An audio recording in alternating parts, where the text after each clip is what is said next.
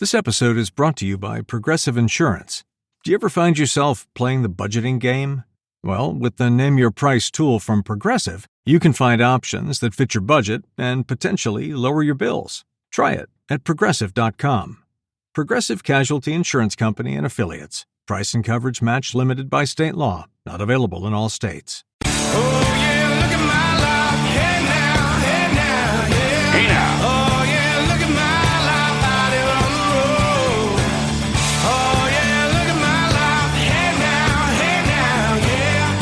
Oh, yeah, look at my life out here on the road. Hey now. Hi, friends. Welcome to another special episode of Scott Fox After 9. On this episode, I'm going to bring you the absolute latest on the trade war between Canada and the USA. Today, you're going to hear from Ontario Premier Doug Ford. You're going to hear from Saskatchewan Premier Scott Moe. You're going to hear from Alberta Premier Danielle Smith. And you're going to hear a whole wide range of opinions about how we should deal with the situation that we find ourselves in. Quick recap. We had a deal. Mark Carney went to the premiers and said, hey, I need you to put U.S. booze back on the shelves. And then the deal blew up. And we don't know exactly what went on there. We don't exactly know what the Americans did that apparently made us walk away. And we also don't know if we walked away for a frivolous reason, namely politics. And it's really starting to seem like this was a political decision, but not necessarily because we haven't seen the deal. And I want to remind you of that because there's a lot of discussion about whether or not Canada made the right decision. We can't really decide on that or have an opinion on that until we know what we walked away from. What we're going into is matching dollar for dollar counter tariffs. And a tax or a tariff on America is a tax on Canadians. We pay it. Our businesses pay it. It's going to drive up the cost of living greatly. So now that you've got the Coles notes, let's get into it here. And I'm going to give you a whole wide range of opinions on how things should be done going forward. One of the things that I'm a little bit worried about here is perception. I think as long as we're negotiating, and I have to think that there are some negotiations going on, at least conversations. I don't want us to say something we can't take back. I don't want us intentionally poking the bear and jeopardizing our future relationship when all of this is behind us. That's why I'm a little bit concerned about Ontario Premier Doug Ford and the language he was using the other day when he called President Trump a loser and he told President Trump to kiss his ass. He did calm it down a little bit the next day when he was doing some American television appearances, but yesterday he kind of revived some of the tough talk. So we'll start off today with Ontario Premier Doug Ford and a little bit of his news conference that he did yesterday. Well, at the end of the day, the Prime Minister is a person in charge. I work very well with him. I have a great deal of respect for the Prime Minister. And just compare it to the last Prime Minister, night and day. He's doing a great job. He's a fighter. He's standing up to President Trump. And again, at the end of the day, it's his choice.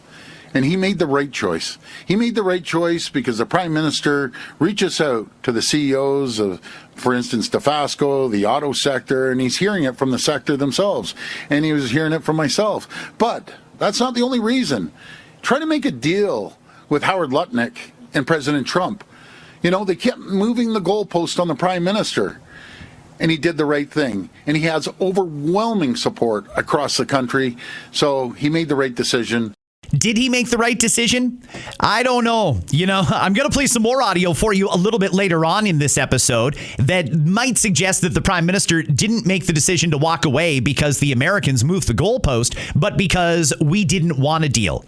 Right now, there's a lot going on in Canada, not the least of which are multiple by-elections, and we know that the Ontario PCs and the federal government benefit greatly in polling when they're talking tough and standing up to Donald Trump. Right or wrong, they do. So I don't know if this was necessarily, this is a deal we can't live with, so we got to walk away. Or if this was more of a, we got to find a way to get out of this deal because we don't want a deal right now. The thing is, once you say we don't want a deal right now, it's not like we can just call them up when we're ready and say, okay, now we're ready for a deal. Because the Americans may not be ready for that. That's also part of the reason that I want to make sure we don't say something that we can't take back. I'm going to play a little bit more of Premier Ford here. Listen to this. You're just speaking about electricity and all the provinces that send it down there, but I know that oil is obviously a big factor as well. You've called on all the provinces to use energy as leverage. I know you spoke to Danielle Smith on Monday. She's obviously still opposed to that idea. From your point of view, how did that conversation go, and is there anything you think you can do to get her on board with your approach? Well, we had a great conversation. We get along quite well. We may disagree on certain items, but I'm going to be flying out there to pay her a visit. This is why we need, the pipeline. We've needed this for 50 years, going from west over to east. And we're going to work on that. We're going to work collaboratively with Alberta and Premier Canoe. We have to get his approval, and Scott Moe, and everyone has to work together. I'm confident that's going to happen. But Premier Smith came up with some great ideas. Right now, we're getting our fuel and our natural gas coming down to the U.S. and coming back up to Canada. Craziest thing I've ever heard in my life. And the natural gas coming from Pennsylvania coming up. Well, we already have an existing pipeline, so we're going to reroute that, and we won't have to be reliant on the U.S. Isn't that amazing that we have energy sovereignty once we build this pipeline? We won't have to rely on anyone in the entire world. And that's our plan, and we're going to go as quickly as possible. So we get along very well. Again, we may differ on a couple things, but we have a strong plan. And I got to give Premier Smith the credit. She was the one who came up with these ideas, that rerouting this natural gas line, and eventually rerouting Line 5 as well. You're going to hear from Premier Smith coming up in this episode, because yesterday she also announced Alberta's response to the tariffs, and it's frankly a little more measured than what Premier Ford is doing.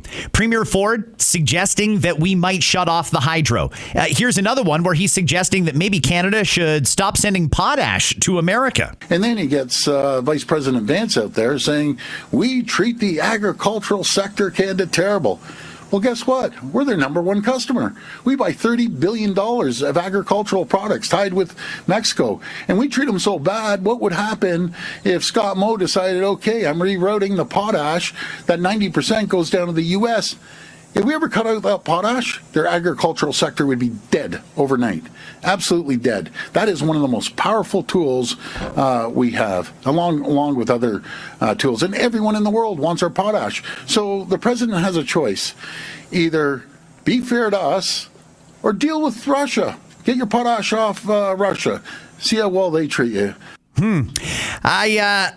Premier Ford seems to want to have everything on the table. Cut off their potash, cut off their electricity, cut off their oil, cut off. Just my opinion, friends, and we will not necessarily agree on this, but I don't think we should be making threats that we're not ready to follow through on. I think if we've learned nothing over the last year and a half, making these threats doesn't get us anywhere. You know what gets us places? When we sit down and act professionally, when we sit down and say we want to get a deal that's good for you, a deal that's good for us, and if you can compromise, we will compromise, and we will get North America absolutely cooking, all on the same page.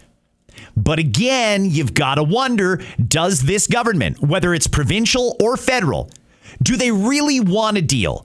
And is it just for political reasons? I've speculated maybe it was for help in the by-elections. Maybe it's because they don't believe the polling out there either that says the federal Liberals and Mark Carney have got a massive lead. Maybe they don't believe it. Maybe they're doing this for political reasons. Or could it be because this prime minister is on the record, going all the way back to 2009, wanting us to be more aligned with China, less aligned with America. Donald Trump being here, well, that's just the icing on the cake as far as they're concerned. Now's definitely the time to not have a deal with America and to lock ourselves in with China and or the European Union. By the way, it was announced yesterday the Prime Minister is going over to Europe. He is going to address the European Union, and frankly, it is, in my opinion, disgraceful that this Prime Minister will go and address the European Parliament before he even addresses Canadian Parliament. It's shocking to me that we're in a quote-unquote trade war. Those were Mark Carney's words, and we haven't reconvened Parliament. What's the point in even having Parliament if we're not going to have them sitting and debating and talking about solutions at a time when we need solutions? We at least need to decide what direction we're going in. Are we going to try and patch this up with the Americans? Are we going to become part of China's new world order? Are we going to become another member state of the European Union? What's next for Canada, and why can't our lawmakers who were duly elected be able to debate that? Well, you've just heard a little bit of Doug Ford. As a matter of fact, before I move on, I want to play one more from Doug Ford. This is an interesting one. You see these gas prices, they're getting jacked up nonstop. I think these gas companies are playing games with it. Have you ever noticed this? What ticks me off, folks? You go at night and all mysteriously it drops 10, 15, 20 cents. It's crazy. And guess what? In the morning, they jack it up. So they're screwing us. That's what they're doing. They're playing games. Prices don't change that quickly. So to the oil companies, get your act together. Stop playing games with the people of Ontario. You know, you think we just fell off the turnip truck. Not happening anymore. Hey, I'd like to think that our politicians are actually paying attention to what all of us can plainly see and have for a long time. These gas prices don't make any sense. We are getting ripped off. The question is, what is Doug Ford going to do about it? Because he's someone who clearly has a lot of influence with the federal government. Could we create a reserve of oil that's just for Canada, powering Canada's vehicles and gas needs? Because that would certainly solve the problem. Could we talk about taxation? The provincial government in Ontario has cut some taxes to their credit. Absolutely, that's great. The federal government, they have a temporary pause on some taxes for gas, but that's going to kick back in any day now. We really do need to talk about gas prices. You know, over in the Middle East, another gas producing region, they're not paying prices anywhere close to what we're paying here. That doesn't make any sense to me. We've got oil. Do we need more refinery capacity? Because if that's the case, build some damn refineries. We've got to figure out a problem. Premier Ford correctly identifying that gas prices are an issue and that we are being ripped off. I agree with him wholeheartedly. I'm just wondering why it took until 2026 to point that out. Now let's move on. You've heard from Premier Ford, and you're going to hear from Premier Scott Moe from Saskatchewan and Premier Danielle Smith from Alberta coming up. You're going to hear what they're going to do about this current trade war coming up. But before that, I want to play for you a little bit of someone that I played yesterday on the pod, Peter Navarro. Peter Navarro has got a reputation. There's a lot of people who have heard things about Peter Navarro that they don't like, even if they personally haven't verified that, and even if they personally have never seen or heard of the guy. They just know they don't like Peter Navarro. Well, he is a senior advisor to President Trump. He's doing the media rounds right now, and he's telling a very different story than what the Canadian people are being told from our leaders. Listen to this. Carney's rule here, Mark Carney, who leads Canada into the toilet, as it were. Carney's rule seems to be that for every additional political point he can rise in the polls trashing Donald Trump, his economy goes down by several more points. And that's the ugly problem we're in. And then he's got his like German Shepherd kind of egging him on in Doug Ford. And both of these gentlemen don't understand they've got a glass jaw. I mean, our economy is so much bigger than Canada's that they need us more than we need them. And it's unfortunate that we gave them a really good deal. And there's the expression speak to that deal. What, they retraded it. A little bit of Peter Navarro yesterday on C-SPAN. He again identified Doug Ford as the little, what was it he said, the dog that's in Mark Carney's ear? I'm hearing more and more, friends, that it was really the premiers that blew up this deal. Everybody I'm talking to that wants to talk off the record is telling me the exact same thing. Carney had a deal.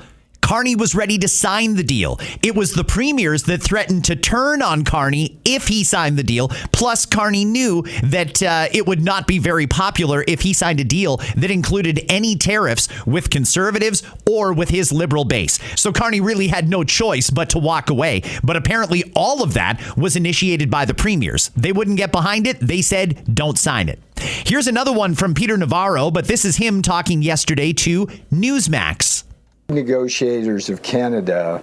Bet you didn't know that. But it goes back to 2016, like the day after the election of Donald John Trump. Wilbur Ross, who would be the Commerce Secretary, and myself began negotiations on the U.S., what would become the USMCA. And I can tell you, as much as I love Canada, as much as I love the Canadian people, as nice as the Canadian people are, their trade negotiators are arrogant, backstabbing people. They're just besides the Chinese and the Canadians are the hardest ones to deal with. They're the only two countries retaliating against us. But let me explain the politics of this, because people are scratching their heads. It starts with the fact that Canada cheats us. They cheat us on dairy. They won't let us sell our alcoholic beverages there. Lumber's a mess. Yeah.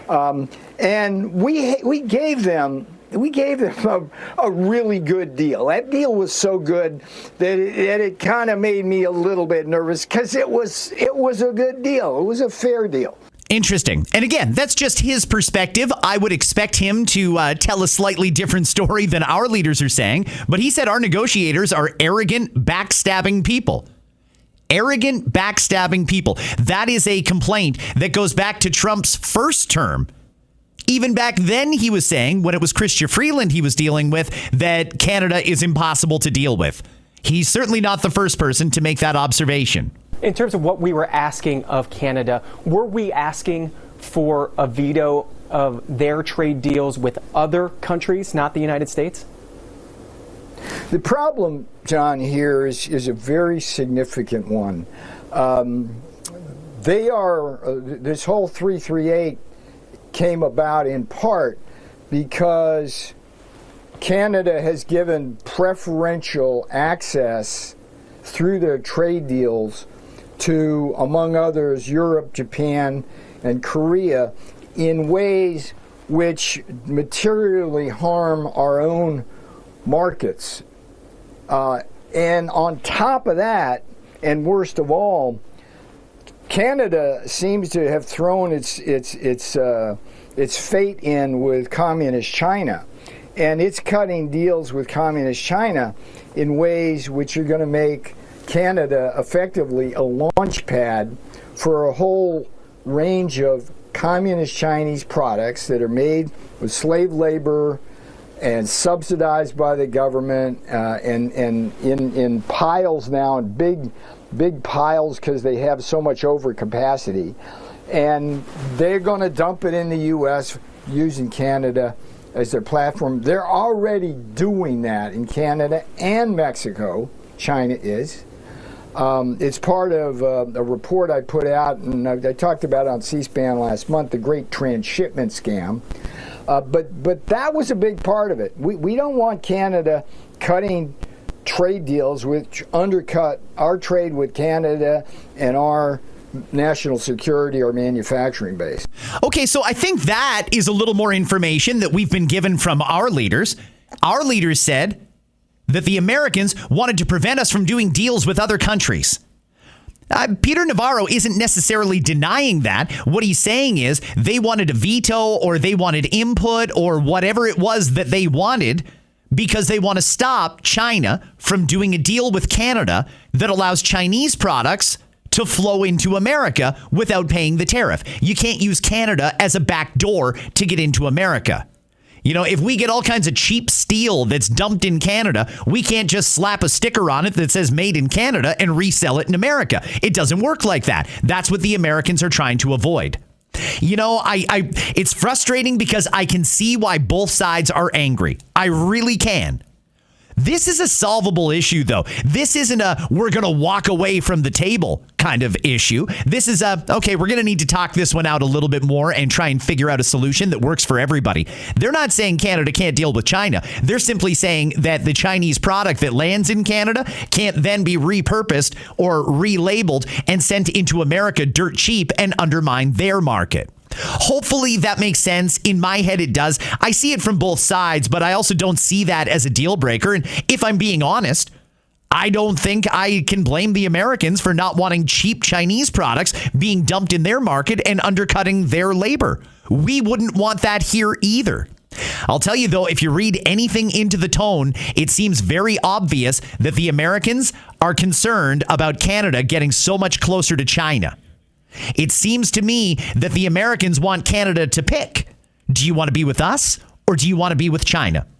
Let me ask you, listening to this pod right now, and by the way, how great is it to have a podcast that's up to date and current, that you can stream in the car, that you can listen to at work, when you're walking the dog, however you're listening today. Thank you. I really appreciate that. What do you think? Should Canada be more aligned with China and China's New World Order vision, or should we be more aligned with the Americans? Okay, you've made up your mind. You said it now. That's probably how you feel. I'm not, obviously I can't hear you, but I'm really wondering how listeners are feeling right now. I'd love to hear from you, by the way. If you have a take on this, feel free to slide into my DMs. I may not get back to you right away. I'll be honest, my DMs have blown up in the last couple of days, and I'm getting a lot of people reaching out that want to give me unverified information, like not just theories. They say they've got good information, and some of these people are elected individuals that claim to know what they're talking about.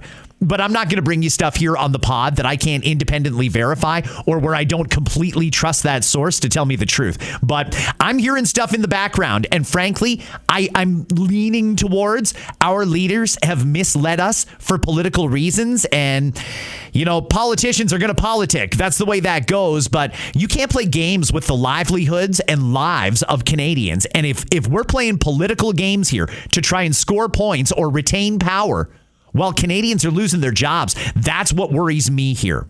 The U.S. ambassador to Canada, Pete Hoekstra, talking yesterday to Ezra Levant from Rebel News. Here's what Pete Hoekstra had to say. I understand that you weren't there, especially in those final moments when things started to come apart. And I also understand that in a negotiation, certain things are confidential, or you don't want to give the game away in public. I get that. But even if there were some aspects of the final notes that were published by the U.S. trade rep, I think that would allow Canadians and Americans to assess what went on here, because I think there's two competing narratives of what happened, and neither side is really informed by what exactly went on. We heard a little bit from Ambassador Greer when he denied that this was an attack on French language at all. But is it possible that the U.S. trade rep or the State Department or your office might be in a position to release certain non-confidential things to document the final falling out? Because some Canadians are skeptical of what the Prime Minister said, especially since when he described the Gordie Howe Bridge negotiation, I think it's pretty much agreed that he fibbed about it because he wanted a different public appearance than what really happened. Is there any way you can resolve this dispute by releasing some facts about those final terms? No, I'm not. I'm not in a position to do that. I don't think Jamieson will be doing that. I don't think the president will be doing that. The bottom line is, we think that we put a very, very fair and generous offer on the table to Canada. If Canada wants to review that and perhaps come back and, discuss that and how we move forward and, have a different outcome than what we have right now, the U.S. is more than open and willing to do that. As you identified, Jamieson has moved on to other things, other important things that he's got on his calendar, and so we thought we presented a very fair and a very generous offer to Canada, and maybe at some point in the future we will come back. And we'll be talking about those types of things. But, right now, that's not the case. And, we've got a lot of work in front of us. Okay. We're not going back on this to try to win an argument with Canada about who derailed these negotiations. We're confident in terms of where we are, what we believe that we propose to the Canadians, and we are moving, we're moving on. But to go back and relitigate that is not something that is very helpful, assuming that at some point in time we may be back at the table together with many of the same people. Interesting. Hey, that's kind of taking the high road, but it doesn't help us as Canadians, does it?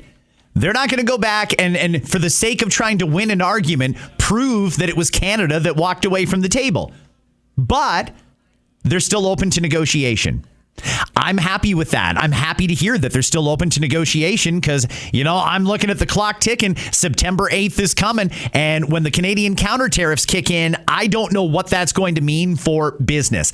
I don't know what that's going to mean for jobs. And I'm really worried about that, my friends. So hopefully cooler heads are going to prevail. Speaking of cooler heads, this is what I really want you to hear. We've got very different approach. Earlier, you heard Premier Doug Ford cut off this, cut off that, stand up to the bully. You heard all of the hyperbole. He's a loser. He's the king of bankruptcies. He can kiss my ass. All the things that Doug Ford has been saying that the president has clearly not liked. Since Doug Ford did all of that, now the president wants to rename Lake Ontario to Lake America. I think that's a completely stupid thing. I don't think Donald Trump is helping himself with stuff like that. But either way, you can tell that's a giant FU to Doug Ford, and he is Donald Trump. If you challenge him, he's going to come at you. I think he's the kind of guy that you got to handle a different way. And I wish that more people in Canada would recognize that. This is all about getting a deal done, and I think we need to be professional. So let's hear a little bit of professionalism here from a couple of premiers out west. I want to start off with the Premier of Saskatchewan, Scott Moe. Listen to Scott. This first one is about 90 seconds long, but this is important. Similarly, we cannot in any way support the adding of export tariffs on a product like oil. Again, it would be an unsustainable hit to our Canadian economy and in particular our Saskatchewan and Alberta economy. Canadians would lose jobs immediately. We as a nation would lose investment immediately. And I would put forward that an export tariff on oil would have a far greater impact on those that are living in Eastern Canada than it would even on those that are directly working in the energy industry. 20 to 50% of Canadians' refined petroleum products, our diesel, our gasoline, is produced through products that are produced in Western Canada, travel through the United States of America back into Canada to be refined and utilized. An export tariff on that Canadian Western oil would most assuredly result in a much higher price on gasoline, largely in Eastern Canada. Again, this is only a function of a flawed policy discussion that we have had in this nation over the course of the last decade or better, where we see those all too often, those very same individuals that are promoting export tariffs on a product like oil 10 years ago were the very same individuals standing up and saying we should not build important energy security infrastructure like the Energy East pipeline. Flawed policy 10 years ago, flawed policy today. We should not make the same mistake twice. Well said from Premier Scott Moe. Absolutely not. We are not going to slap export taxes on oil leaving Canada, going to America. It would be devastating to our economy. And he's also quite right to point out the exact same people that are standing up screaming at the top of their lungs, cut off the oil, cut off the hydro, export taxes on any energy that leaves Canada to the States. Those are the keep it in the ground people. Those are the same people that cheered on Justin Trudeau for over a decade when he put a full moratorium on building pipelines and getting our product out to market. We should not take those arguments seriously. We shouldn't. That's a dangerous game. And you know who's going to talk more about that is Premier Danielle Smith. I'm going to get to her coming up in just a few minutes. Here's more of Scott Moe. And I know there's been many that have been asking if Saskatchewan is going to make changes with respect to American alcohol that is being made available in this province. And our government has decided throughout this that we want to leave the choice with the people of Saskatchewan. That is a very important core value for this government, to allow Saskatchewan people to make their own choice. And we believe that that ability to not have government in your life to the degree possible is a very core value of the families that live here. And I would say that Saskatchewan people are choosing. American alcohol sales in our province are down 40%. And I think that that actually sends a much stronger message than any government-ordered ban that could be put in place. The sale of Saskatchewan-made products has increased at the very same time. So while we see Saskatchewan residents walking away from American products and choosing Canadian-made, of which we encourage them to do, if and when we take any measures in this province, the goal of those measures is, 1, return to the table with deliberate and intentional measures and find our way to a negotiated trade agreement. You know, I find myself agreeing with everything Premier Moe is saying. Isn't that the great compromise? Saskatchewan and Alberta did not remove U.S. alcohol from the shelves. They decided to let adults be adults and make their own choices. Contrast that to other provinces like British Columbia, Ontario, Quebec, where their premiers just arbitrarily said, no, it's banned. You can't sell it here. That's part of the reason we're in the situation we're in. The Americans never banned our alcohol, but we banned theirs. That's a major trade irritant. And by the way, it's not just Republicans. It's not just Donald Trump's party. Democrats are also angry that Canada did that.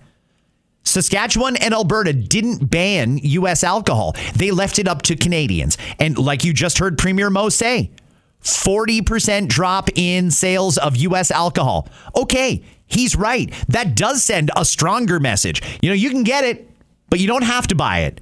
And when Canadians have a choice, when government gets out of the way, Canadians will make the choice to support local. In a lot of cases, you just heard him. Sales are pretty good for Canadian alcohol and dropping for American. Okay.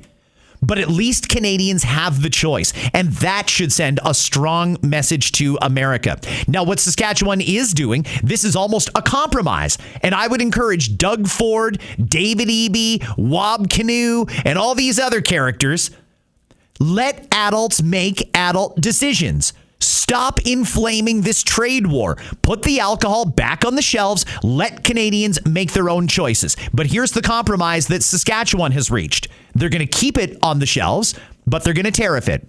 In case you haven't heard, there is some new tariffs on Canadian alcohol entering America. America's had enough of us banning their alcohol, so they finally imposed some tariffs. So it's perfectly appropriate for us to respond with counter tariffs on their alcohol. Alcohol is not something that the vast majority of us need. It's okay to tariff stuff like that. No problem. You want to do that? You want to send a message to the Americans? You tariff our booze, we'll tariff your booze. In that particular example, I don't really have a problem with that. And isn't that the ultimate compromise? If you want the U.S. booze, sure, you can get it. It's going to cost you a little more, though, because America's tariffing our booze, we're going to tariff theirs. Isn't that the compromise? Congratulations to Scott Moe being the voice of reason and maintaining some strong conservative values in that government is not going to make your decisions for you. The alcohol will stay available. Canadians can make their own choice as adults. Good stuff there from Saskatchewan. Now let's go to Alberta. Alberta Premier Danielle Smith. Although I understand the need to respond strongly to these tariffs, I cannot think of a more disastrous policy decision than cutting off or taxing Alberta's oil to the United States. Doing so would absolutely devastate the Canadian economy. It would not only extinguish the livelihoods of hundreds of thousands of Albertans, it would economically hobble our friends and neighbors in other provinces to the east. Let me explain why. And it's important that this be understood by every Canadian.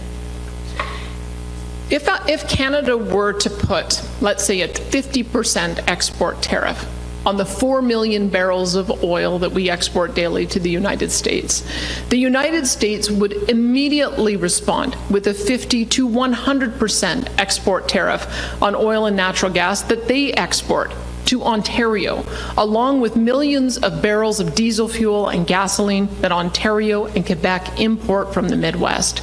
This would bring the economies of Ontario and Quebec to a grinding halt.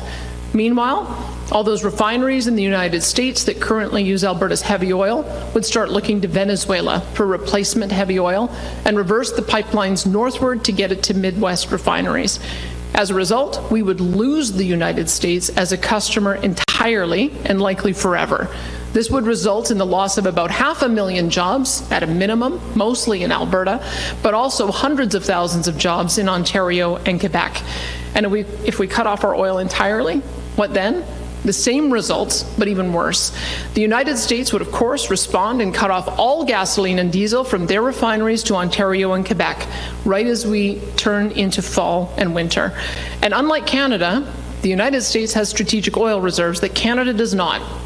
So although their gasoline prices will increase, they will be able to keep them at relatively manageable prices, just as they have done through the Iran war. And without strategic oil reserves, Canada has no way to supply Ontario and Quebec with the oil, natural gas, and fuels that they would need in a timely fashion. The Toronto Stock Exchange would nosedive, along with millions of Canadians' investments, particularly our seniors, and small and medium and large energy companies across Canada would shutter and lay off their employees, unable to find a market for their product. There is a better way forward. Premier Smith, the brains in the room here. Clearly, she's looked at the modeling. She's looked at the scenarios. She's considered what the Americans might do in response. And you know, I think that's a smart, pragmatic, thoughtful response. We're not going to do that. If you're cheering this on, shut off the hydro, shut off the oil, tax the hell out of it as it leaves.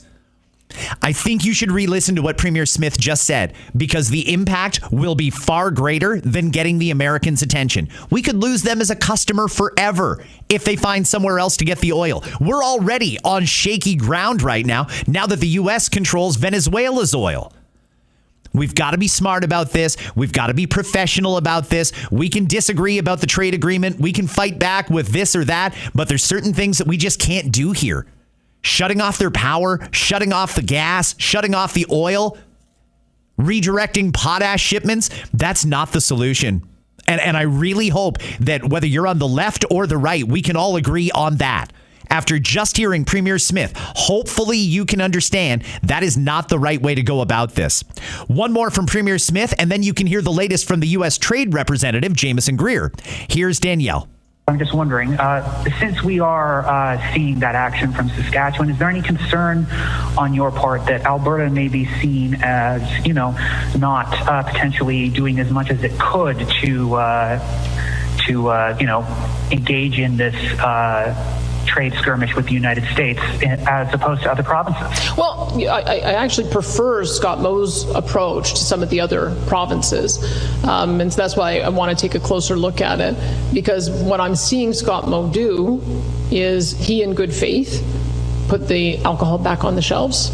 And now he's facing a 50% tariff. And so he's matching what the Americans are doing to his province. It's been pointed out that there are no products from Canada that are banned from going into the United States.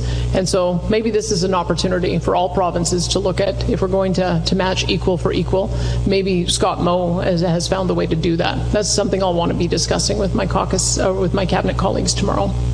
Okay, I think that Danielle Smith and I are on the same page here. This is the reality of it.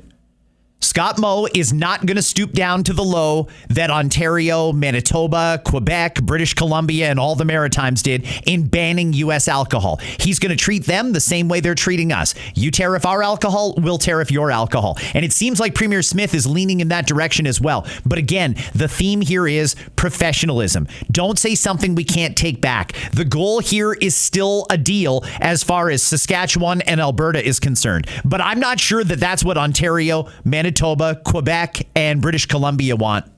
I'm really not sure that that's what they want. I don't know that they want a deal, because those four premiers are trying so hard to stoke the flames and poke the bear that I've got to think that this is all political for them. Now let's go to the U.S. Trade Representative Jamieson Greer, still trying to get to the bottom of what Canada walked away from and why. Again, the Americans are telling a different story. This is the guy who would sign the deal for the Americans right before it lands on President Trump's desk. Jamieson Greer yesterday on Fox News. I believe he was talking to Laura Ingraham. Listen to this. The tariffs that were imposed on Saturday on Canada, we warned Canada 5 weeks ago about this. Everyone knew this could happen, and it only affects about 5% of imports from Canada into the United States. Only like 0.2% of American imports overall, only 0.06% of American consumption. So the concept that this could have any kind of meaningful effect on the United States is quite limited. Just a quick clip, but I think that that's important for context. We're sitting up here ready to go through a lot of pain, hoping the Americans are going to feel it too. Basically what he's doing, and there's some spin to that, absolutely, but basically what he's doing is suggesting this really isn't going to have that much impact on the everyday American. And if it doesn't have an impact with the average everyday American, then this whole campaign that we're waging here is for nothing. There seems to be a strategy. We have to at least keep these countermeasures in place until after the midterms, because Trump is going to get trounced in the midterms. I've had a number of people reach out to me about this in the last couple of days. And listen, I get that that's the strategy, but it's not necessarily a winning strategy. It's just a theory at this point. Hear me out. Donald Trump has an incredible ability. The office of the President of the United States has an incredible ability to turn things around on a dime. Donald Trump can completely change the news cycle within 24 hours. In fact, I think part of the reason that all this is going on with Canada right now is because he doesn't want people paying attention to something else. It's a distraction from something else. And I don't know what that other thing is, whether it's the situation in Iran. It looks like things are heating up between Russia and Ukraine. I don't know. But it could be a distraction. If Donald Trump wants to turn that around, you know how quickly the American people will get back behind him? He's got to deport a couple of terrorists. He's got to lower oil prices and a couple other little things. And bam, he's got the American people back. George W. Bush was one of the least popular presidents in the world, or in history, on September the 10th, 2001. The next day on 9/11, he became one of the most popular presidents because America got attacked. And God, I don't want anything like that to happen. It's just an example of how quickly people can turn. They can go from opposed to in favor that quickly because Americans still rally behind the flag. Donald Trump isn't necessarily worried about midterms right now, and I really don't think he's that worried about Canada influencing the re-election prospects of Republicans. Here's more with Jamieson Greer. What exactly, really understandable for the American people, pushed Canada supposedly over the edge on Friday? So, Laura, thanks for having me on. But that is the key question. On Tuesday evening, we had reached details of the agreement to do exactly what you mentioned. Canada has had the best access to the U.S. market over the past year and a half, even with all the different tariff actions we've taken. And they came to us and they wanted to negotiate a deal. And we said, fine, we're happy to do that. And we offered them an even better deal to reduce their tariffs on steel, aluminum, autos, and lumber to the best in the world. And we believed we had a deal. They went back to Ottawa.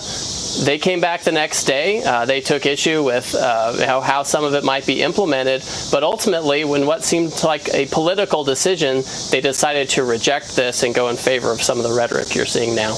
Yeah, I mean, we're hearing that consistently from numerous places. That's also consistent with what I've been told. Carney was ready to take the deal. The premiers, the majority of them, or the loudest ones, said, no, we're not taking that deal. Carney looked at his base. He looked at the possibilities of what would happen if he signed a deal that included permanent tariffs. And he said, no, I'm not doing it. But he was ready to sign that deal. Make no mistake, he was ready to take the deal. Well, he didn't, and it seems like it's all about politics, not what's best for middle-class families. Friends, I'm going to leave it there for now.